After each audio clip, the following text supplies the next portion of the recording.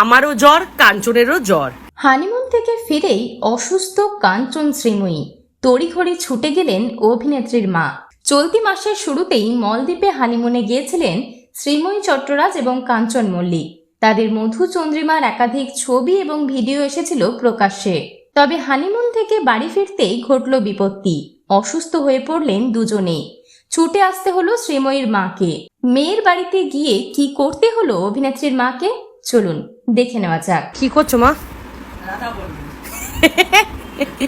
রাধা বল্লভী, এই যে মালপোয়া আর এই যে আলুর দম কিনা মা এসেছে মেয়ের শরীর খারাপ শুনে, ঘুরে এসে জ্বর বাঁধিয়েছে।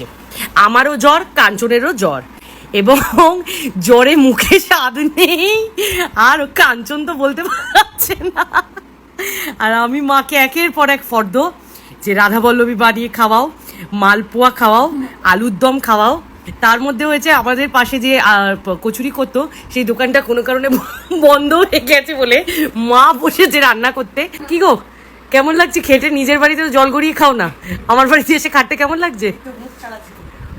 বিয়ের আগে হলে তো মুখে একেবারে বলতো যে খাবি খা, এখন বাধ্য হয়ে জামাই আছে, মেয়ের চাপে কিছু বলতে পারছে না। বিনোদন জগতের আরো অন্যান্য খবর নিয়ে ফিরছি, জুড়ে থাকুন আমাদের সঙ্গে।